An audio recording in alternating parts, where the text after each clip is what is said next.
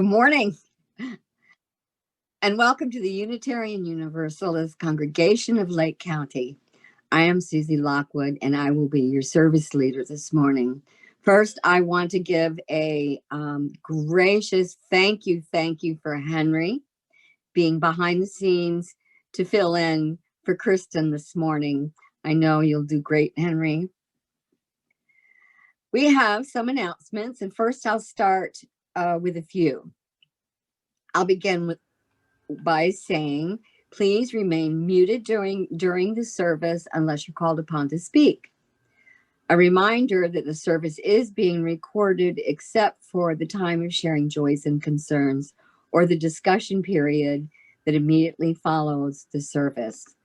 If you have missed any of the services or would like to share them with friends, you can find them on our UUCLC YouTube channel.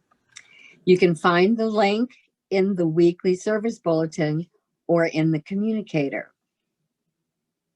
Speaking of the weekly bulletin and communicator, please make sure that you check out all the activities that are going on via Zoom and maybe join in some. And I think you'll be happy that you did.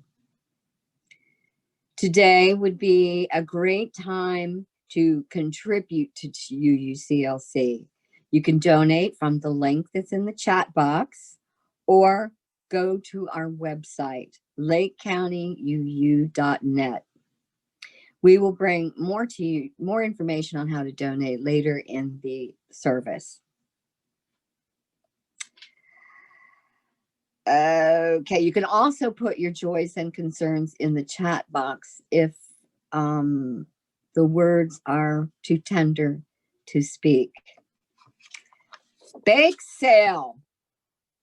This afternoon's the bake sale. I'm going to turn this over now to Bernie to tell you all the things about the bake sale.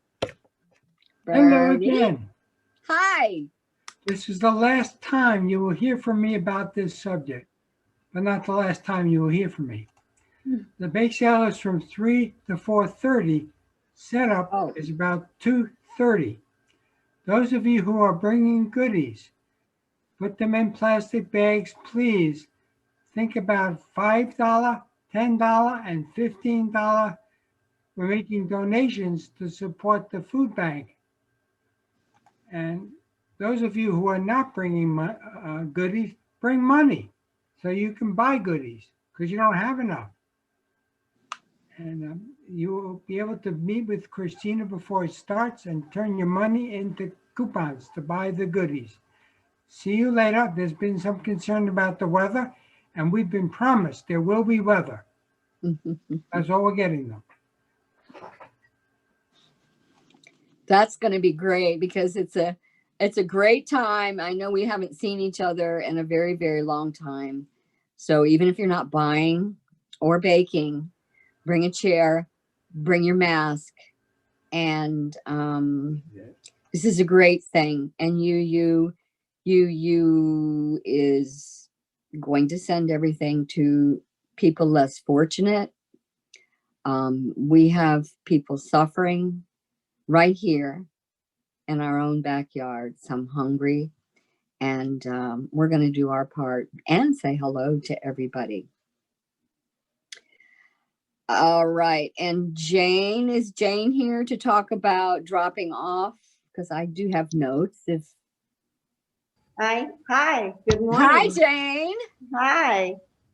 Yes, during the bake sale, if you have canned goods, non-perishable goods and toiletries for lake cares, and also if you have a variety of things for Open Door. This is the homeless shelter, not so much a shelter, but they provide meals and snacks and toiletries. So I bought a bunch of individually wrapped crackers, so something like that they would appreciate. So, and money, they take money too. They take money. Looking forward to seeing y'all this afternoon. Yeah. At 3 and 4:30. Thank Oh, you. thank you, Jane. And I volunteered there for a while at Open Door. It's a wonderful place.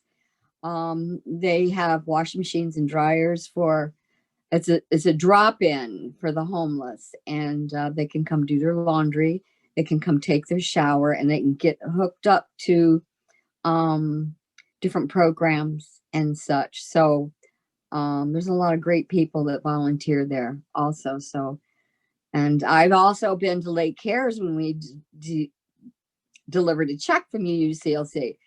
It's like a grocery store, and anybody with a hardship can go in, and especially right now. So thank you, all you use.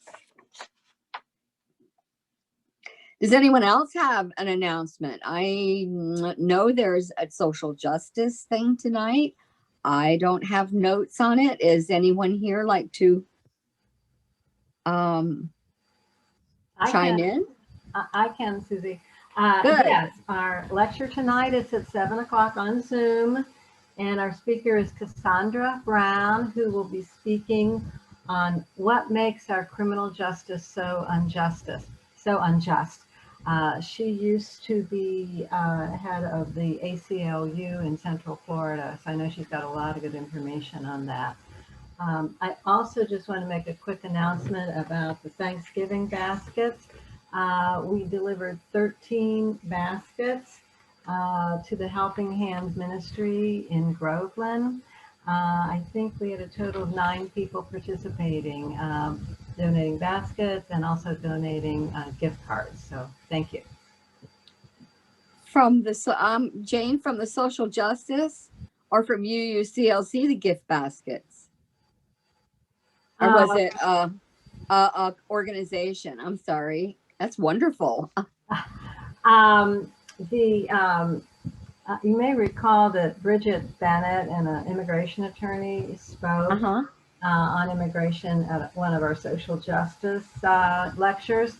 And she's the one who contacted us and said, would any members like to donate? We had a short window of time to put it together. But the chair of the Social Justice Committee and Russ gave me permission to just send a little email out about it. And so I understand that last year the attorney organized about 350 baskets. I don't know what the count is this year, but it's quite enough. That's wonderful. Thank you, Jane. We all appreciate it. We appreciate all the work and contributions from everybody. Thank you. Any other announcements?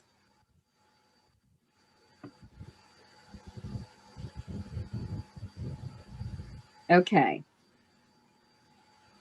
Our opening words this morning. Thursday is Thanksgiving, a tradition celebrated every year since the first Thanksgiving in 1621. And then it became a national holiday here in the United States in 1863. Even though this year is going to be very different for families and friends, to many it is a time of joyful family gatherings, maybe by Zoom, delicious and plentiful foods with small parties, parades, and football. A time to give thanks.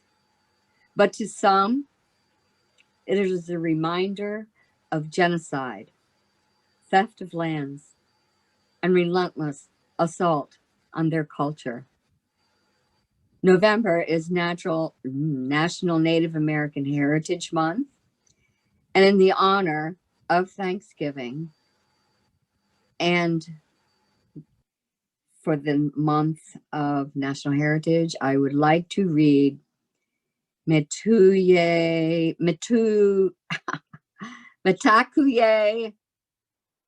Ayasan, a simple but profound Lakota prayer. Aho, Mitakuye Oyasan, all my relations. I honor you in this circle of life with me today. I am grateful for this opportunity to acknowledge you in this prayer. To the Creator, for the ultimate gift of life, I thank you. To the mineral nation that has built and maintained my bones and all foundations of life experience, I thank you.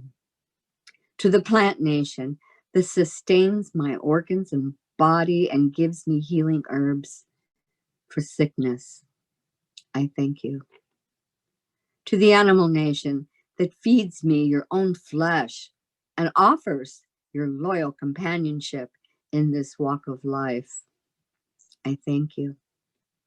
To the human nation that shares my paths of soul upon the sacred wheel of earthly life, I thank you. To the spirit nation that guides me invisibly through the ups and downs of life, and for carrying the torch of light through ages, I thank you.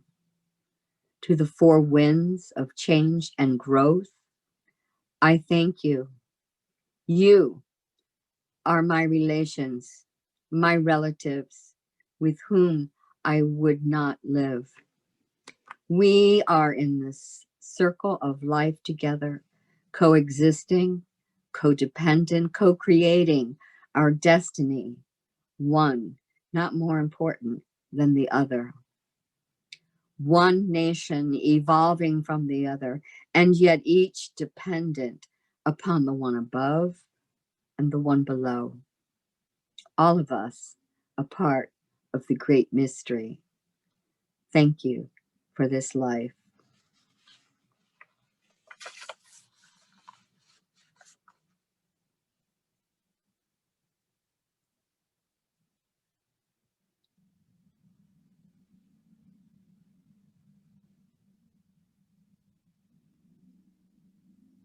Come, come, whoever you are, wanderer, worshipper, lover of living, ours is no caravan of despair. Come, yet again come. Come, come, whoever you are, wanderer, worshipper, whoever you're waiting, cause it's your caravan, power is standing, cause it's no caravan, power is waiting, cause it's no caravan, power is standing, cause it's no caravan, power is waiting, cause it's no caravan, power is standing, cause it's no caravan, power is waiting, cause it's no caravan, power is standing, cause it's no caravan, power is waiting, cause it's no caravan, power is standing, cause it's no caravan, power is waiting, cause it's no caravan, power is standing, cause it's no caravan of despair. Come, yet again come.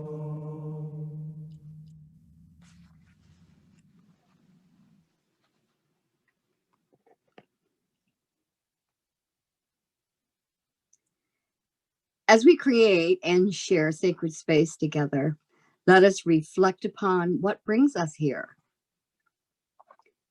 We have all come here from different places for different reasons, from different decisions, faced different challenges, and shared different love. And yet all our differences have led us right here, right now. Some believe we are here for a greater purpose. Others hold fast to the claim of complete coincidence. Others still lie somewhere in between. There are so many differences, barriers between each individual. It would seem at times as though the odds were stacked against us, becoming one whole. As we believe different things, live different experiences and value and hate different things. We are children of the spirit of life and the creator, the children of the earth, or fully grown adults here as a piece of the ongoing cycles of the universe, the children of the stars. We all have different definitions and explanations to who or what and why we are. Perhaps all are right. Our revelation is not sealed. Despite all that is different, there is one thing that is certainly the same. Somehow, we are all right here, right now.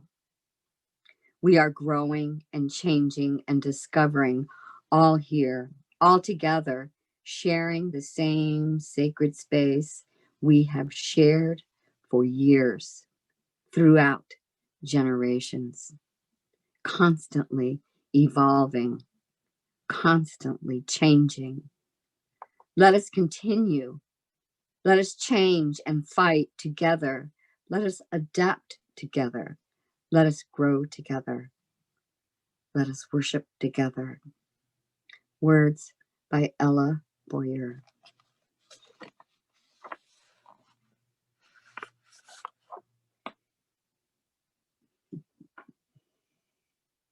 It is now time for our chalice lighting.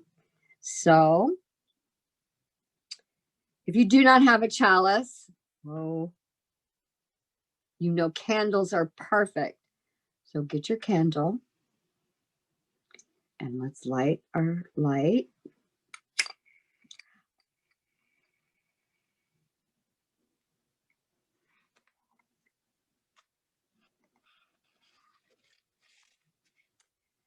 Lighting the chalice is a small ritual shared by Unitarians all across the world. And as we light this chalice, we fully embrace the sacred space created here this morning.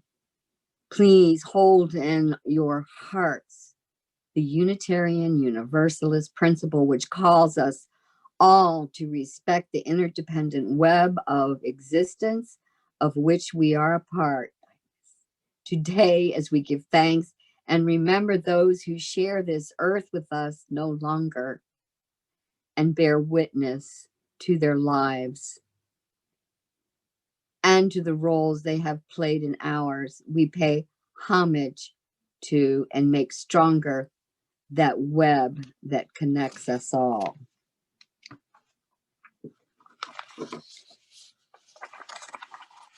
One second here.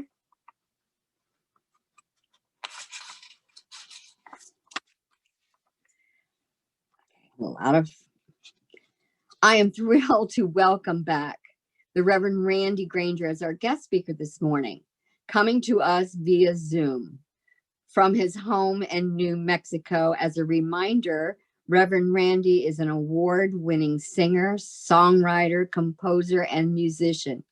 You can hear about or read about or hear about Reverend Randy on his website, randygranger.net.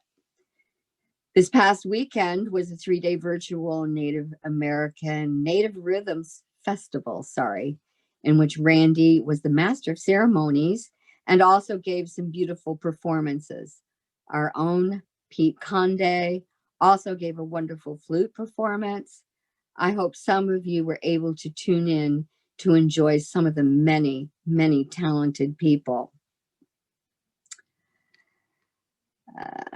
I would like to invite, I did a little technical problem here and we skipped a song. Henry, can we do Light the Candle now, or forgive me?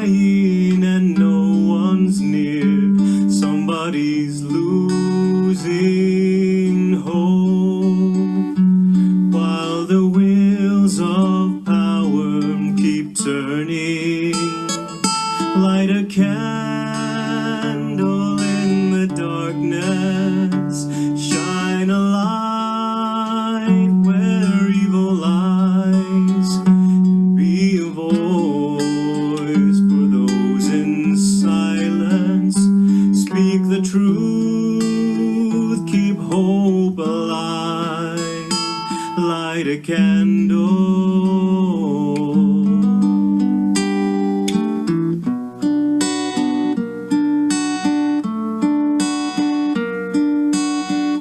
Somebody's trying to stop the tears. They're not giving in to threats and fears.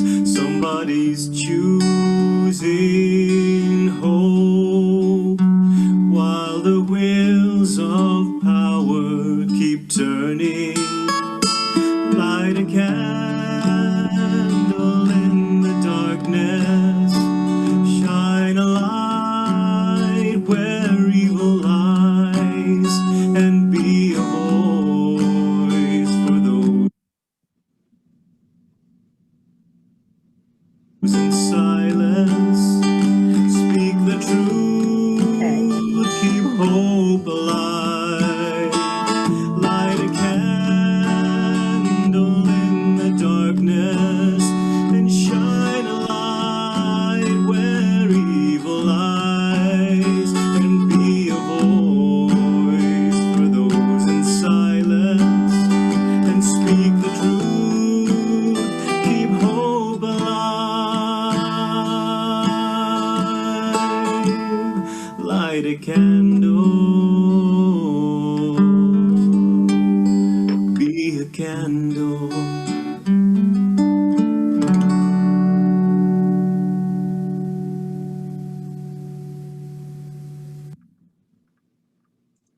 Thank you all. Slightly out of order, but it worked. A beautiful song. And here's my candle and my chalice. Now, I would like to invite any first-time visitors to introduce yourselves, or anyone else who's returning after an absence. Please raise your hand or use the little icon in chat, and someone will call on you to unmute. To say, if you wish, you can use the chat box. That chat box is a wonderful thing, and we keep referring to it. You can use the chat box to say hello if you're a visitor and you're not ready to speak up. But if any visitor wishes to receive our weekly service bulletin or our monthly newsletter, The Communicator, or if you would like someone to contact you to learn more about us and more about Unitarian Universalists, please let us know in the chat box. Now, do we have any visitors this morning, my folks? I can't see, so if anyone can see, would you call on them, please? And tell me and talk to me. Kathy has her hand up. Kathy. Good morning, Okay. everyone. I live in New Mexico also and know Oh, And when I saw his post on Facebook about this and his comments about what he would be talking about, I just knew that I had to come and listen in. And it looks like it's going to be wonderful. oh, it is. I know. Thank you, Kathy. Thank you and welcome. I got goosebumps. Ah. Do we have any other visitors this morning?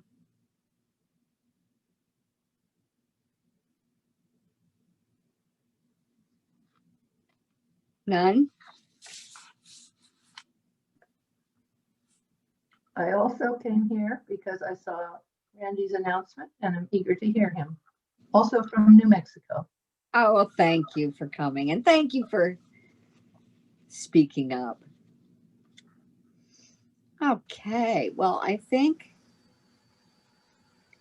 we did the lighting of the chalice already. Sorry, out of order. Susan, there is a message in the chat box. Okay. I will, Johnny Lloyd, he's here, I believe, as a friend of Carol Armel. oh, well, welcome.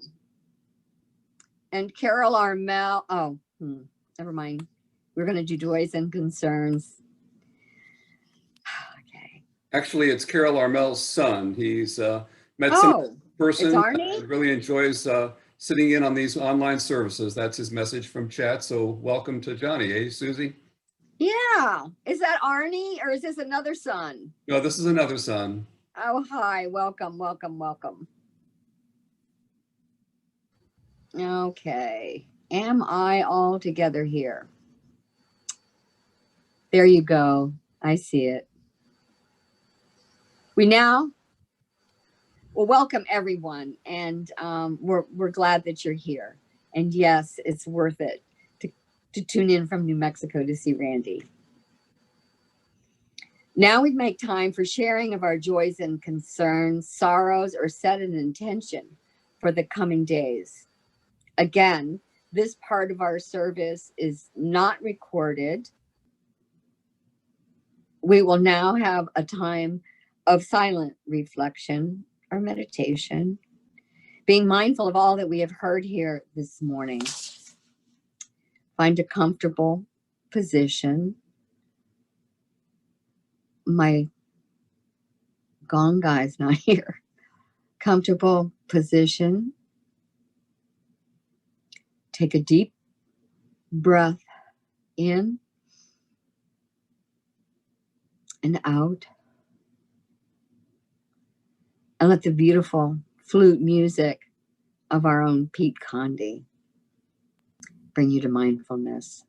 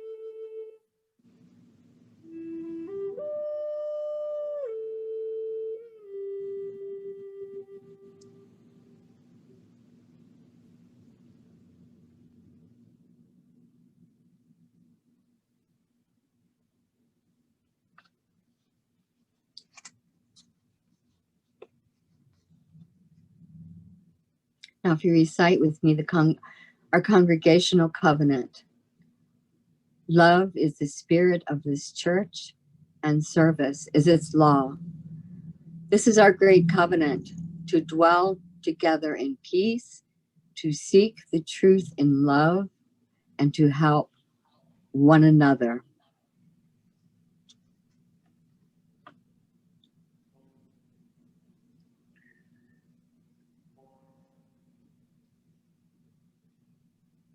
Good morning, everyone. Good morning from southern New Mexico, Las Cruces, New Mexico. Beautiful place, right on the banks of the Rio Grande, kind of nestled between the Rio Grande River and the Organ Mountain Range. So happy to be with you here this morning. New Mexico is currently under our second lockdown, so we are readjusting to what life is like under that. And I also want to start with a story that's shared by a number of different tribes. It's a story about an old woman in a cave.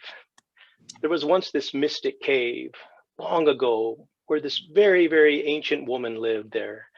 And this cave was just off the main roads and off the main trails. Yet for some reason, people never saw it. No one ever noticed it. But within this cave was all the knowledge and all the wisdom ever sought and ever fought for. And this woman was diligently weaving the most beautiful rug ever made. The ends were intricate and beautiful, so she had to use porcupine quills, and she was straining her eyes. And with each porcupine quill, she had to bite down kind of hard on it and chew it a bit, so much so that her teeth had all worn down. Her dog, black as onyx, spends its time napping nearby and watching her through narrow slits in his eyes. From time to time, the old woman lays down the rug and her weaving, and she goes to stir a big cauldron, clay cauldron at the back of the cave over this ancient fire. The cauldron contains all the seeds of all the grains and all the seeds of every plant and tree and flower that has ever existed. So she goes and gently stirs it once in a while, so the seeds will stay warm, but they won't burn. And when she does this, the dog creeps over and begins to chew on the ends of the beautiful rug, unraveling it. So when the old woman finally returns back to her work, she looks down at the unraveled rug and just sits for a long time staring at the chaos. And eventually she sees a pattern, however, and slowly begins to reweave this rug. And this time she has an even more beautiful vision of the rug than before. But again, must go and stir the pot lest the seeds burn. When she does this, that sly dog, acting on its nature, again goes after the end of the rug and unravels as much or even more than she was able to weave the time before. Thus, through the ages, these two have continued their ritual of weaving, unraveling, and reweaving, but the rug never seems to get done. But this is a good thing, because if the rug was ever finished, well, that would be the end. The world would end as we know it. It would cease to be. Now, when the elders hear this story, they say, see, this is a story that speaks to the time that we're in now. When the young people hear this, they say, no, no, no, it's that sly dog. If that dog hadn't destroyed the rug, then it would have been perfect. And the elders say, no, no, no, be glad it's not perfect, because perfect actually means the end. It means that it's finished, complete. So be thankful for what unravels the world, for what unravels exists only to be rewoven out of the individual threads which we all hold. I think some of us are like that old woman looking at the chaos of the world and the way of life unraveled. Yet it is not our job to fix it, nor to collapse into fear and worry. There's an Irish story that says, when the world falls apart, all the pieces are lying in the margins. And it is our job to pick up a piece from the margin and bring it back to the middle. And when everyone brings their own thread forward, we can reweave the rug of the world out of our individual threads, and no one has to be a hero or sacrifice their lives. We all just need to be committed to reweaving. As Susie said in her introduction and her reading this morning, here we are, days before our national holiday of Thanksgiving. Now, the origins of Thanksgiving, well, they're seeped in myth and religiosity and a letter writing campaign by Sarah Hale, who also was the author of Mary Had a Little Lamb. It took 3 presidents and a mythical story to make it a national holiday. And we learned the story in elementary school, didn't we? Most of us, with costumes and plays, reenactments, and craft projects, and a lot of Elmer's glue. The actual 3-day gathering of Thanksgiving is so complicated in its politics and violence and double cross, deception, and death from a pandemic that had just taken place that it reads kind of like, well, 2020. Imagine that. Nonetheless, Massasoit showed up with 5 deer and 90 warriors, and the Puritans and the Indians ate together, they played sports, and they entertained each other for 3 days, drinking copious amounts of beer and hard cider from the apples, according to records, that is. Now, for the descendants, For the descendants of the Wampanoag, they mark Thanksgiving by calling it a national day of mourning for the past 50 years. We know that that it has to do with the rare shared meal between European and American Indians. But it has become symbolic of the loss and the grief that so many colonized populations experience. Not necessarily a time for celebration, instead a time of remembrance of an inherited trauma for some of us, and shame in some cases. It's interesting that I find that some indigenous people carry the pain of our ancestors, and some Europeans carry the guilt of what their ancestors did. Again, different strands of one unraveled rug. When I'm on the road and when I meet people, they'll often say to me, I feel so guilty about what happened to your people. I'm assuming that they mean the entire Native American population. And after a while, it can be a bit much to try and hold all of that guilt. You know, by some estimates, 80 to 90% of the people who were here, all the way from the Arctic to what is now tip of South America, when the Europeans came, were gone by 1900. There's some estimates that within the contiguous United States alone, there were maybe 12 million, and then by in 1942 and by 1900, there were 250,000. We didn't have the luxury of going to court or protesting the genocide at the UN. So we had to persevere and learn to be resilient, not for ourselves, but for future descendants, always thinking of the seventh generation out.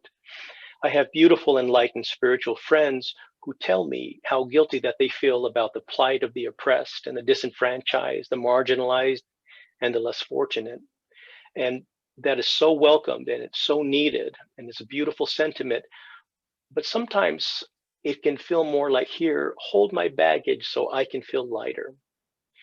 Now, the issue is, not to criticize anyone, of course, but the issue with this is, I can give you the perspective, is one is that the simple ability to publicly display emotions and have those emotions validated, that is in itself is a direct example of privilege. When people of color do it, or marginalized people do it, we're called radicals or terrorists or troublemakers. We're shot with rubber bullets and beaten with the butt ends of rifles. And the ghost dancers, they were branded fomenters of disturbances for practicing their religion. And carrying a white flag, 290 men, women, and children were killed on a frozen December morning in 1890. As a result of that, 23 7th Cavalry soldiers were awarded the Congressional Medal of Honor subsequently. Again, it was labeled a battle, which it was not. But you move on, because you have to be resilient and persevere for your descendants. The second part of that is guilt does not build solidarity. Guilt isn't going to evoke sympathy from groups of oppressed people. Guilt shouldn't get to put the important work and conversations about power and racism on hold. And it shouldn't be expected that people of color or people with less power should hold on to that guilt. We're often holding more than enough already. A third is accountability often begins by simply accepting that none of us are perfect and are going to mess up. It doesn't mean we're terrible people, any of us. It means that the work of dismantling oppression, lopsided power, and hatred, it's never over. 4 is that people who are interested in being truly accountable need to be open first to listening more than anything, and not immediately making the situation about them or how inclusive or diverse their circle of friends are.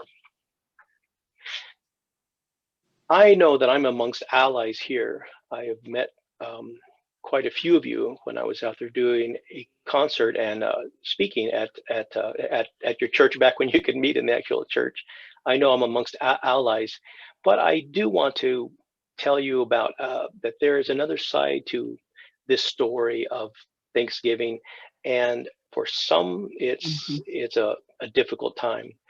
But here's a really powerful story that I think sums it up a little more articulately, because it's a true story, and it's a very powerful story that illustrates what happens when we drop our deep defensiveness and guardedness, and to my larger point of forgiveness and how that's the only way to move forward. The psychiatrist and consciousness researcher Stan Groff wrote of one such teaching that took place when he arrived in the United States. Through his work at Johns Hopkins Medical Center, he had met with a psychiatrist of Native American ancestry who offered to arrange a visit for Stan and several other staff members to his traditional peyote circle in Kansas. When they arrived, they were driven far out to the plains to meet the road chief. Now, the road chief is the elder who runs the ceremonies for the Native American church. Although the chief had previously agreed to include all of these visitors, the other Indians saw these white men and balked. It took a good deal of persuasion and negotiation to allow this unusual participation. The history of anti-Indian prejudice, the monumental losses of Indian culture, the genocide at the hands of white people were still really painful and present with these guys. But because the Johns Hopkins doctors had come such a long distance, they decided that they finally permitted them to join the circle. Still, one man clung stubbornly to his anger at the white men who had come to steal the last Indian treasure, their spiritual gold. All through the night-long ceremony and drumming, his mood only amplified by the peyote and the drumming. This angry man just sat silently, glaring at Stan, who sat across from him in the circle.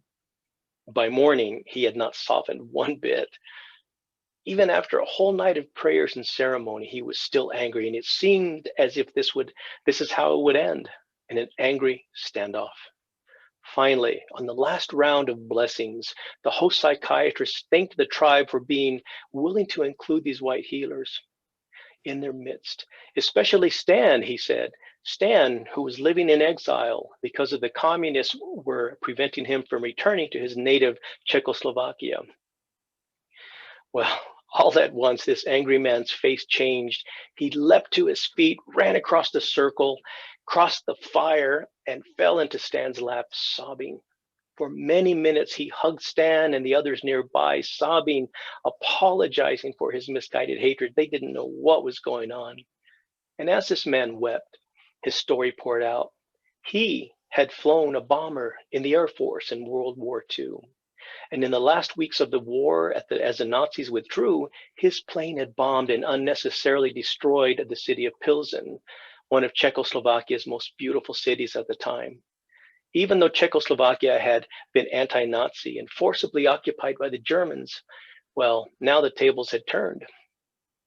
Not only did Stan and the Czechs never steal Indian land or anything like that, but he, a Potawatomi Indian, had helped destroy Stan's homeland.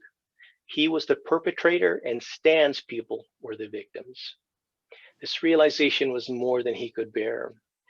He kept embracing Stan, begging forgiveness, apologizing for his behavior during the sacred ceremony. Then he paused to say, and he said, "This is what I've learned.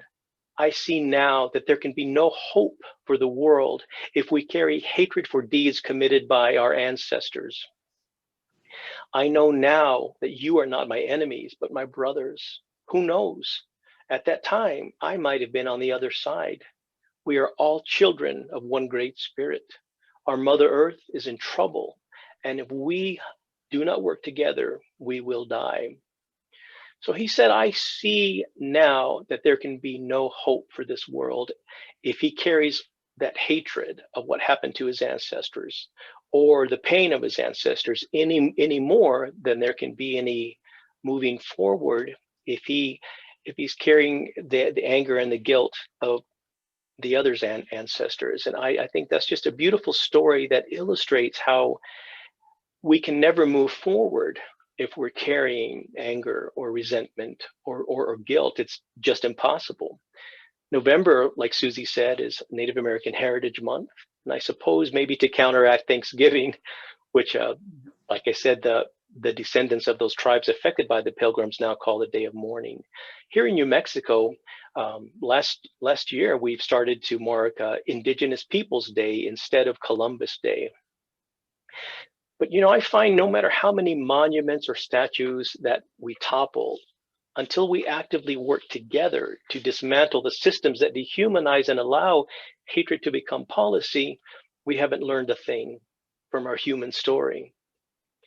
Erasure isn't taking down a conquistador statue, said Winona LeDuc.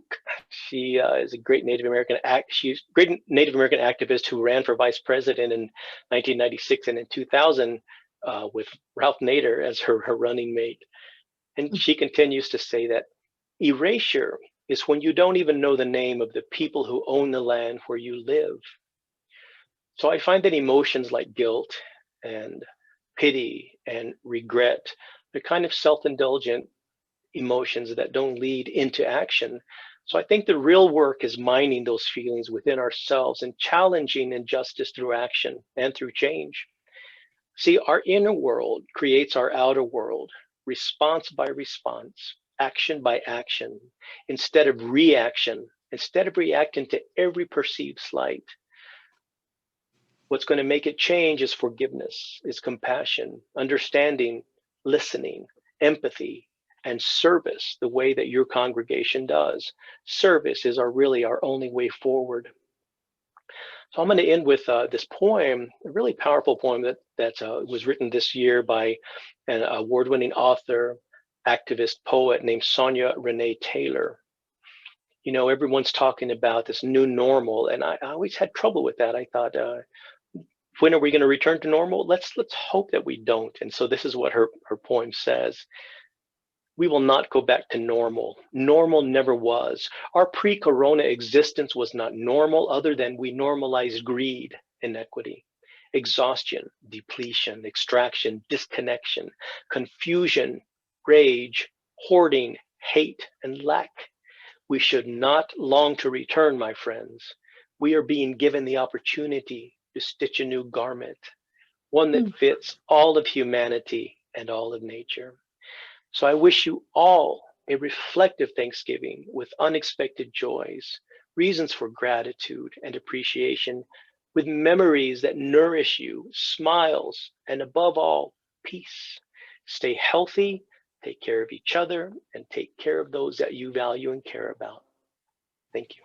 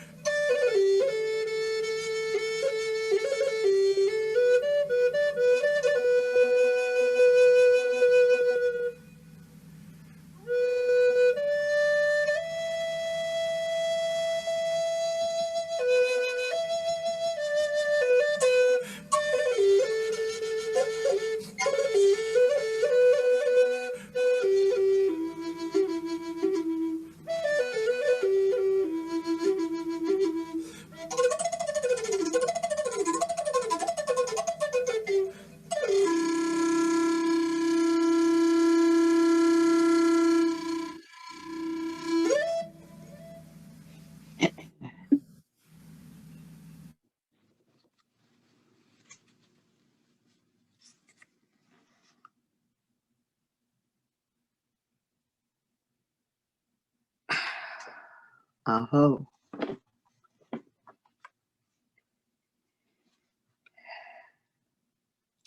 We are so fortunate to have our UU family to support each and every one of us. In order to continue our virtual services, keep our beautiful building protected and ready for eventual return, we ask for whatever financial support you can provide. There are multiple means to do this, all of which are also found on the Sunday Bulletin or on our UUCLC website. You can also donate from the chat box right now. Thank you for your support and donations today. And I believe we will see the slide with the information on it real quick. Thank you. It's probably easier, I know the information is here, but it would be easier to go to the website to get the information. And like I said, we appreciate anything. And I can't wait till we can all be together. Thank you.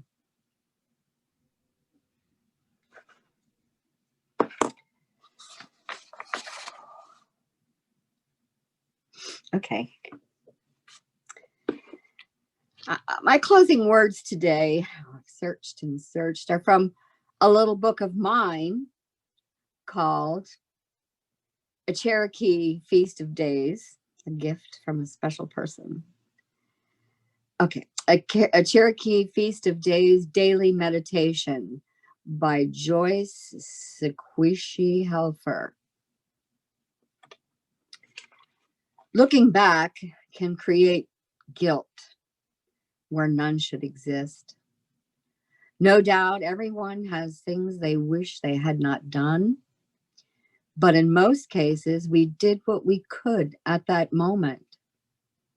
Chances are that if we are spending time in regret, we are not giving ourselves to what we are supposed to be doing at the present time. It would be a shame to waste any more time on what we couldn't do in the past and probably couldn't today. We all have something in common: the present time. From here on, we can look forward. We can still do something about our lives and stop trying to hold back, hinder the good work we can do right now.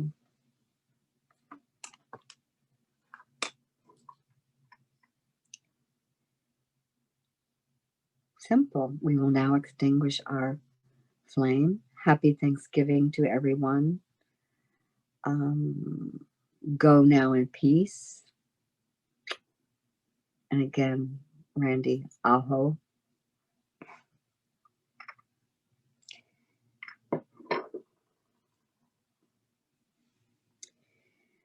Now, are we finished? We will be going. Oh no. Oh my gosh. This is the perfect way to end this, is our song Weave. Everything that we have weaved together, Randy, in this beautiful service, I thank you. And this is time that we're all going to do this. I think we switch to gallery view. What a more perfect way to end this. Love you all. Thank you. Let's hit it. Weave us together, weave us together in unity and love. Weave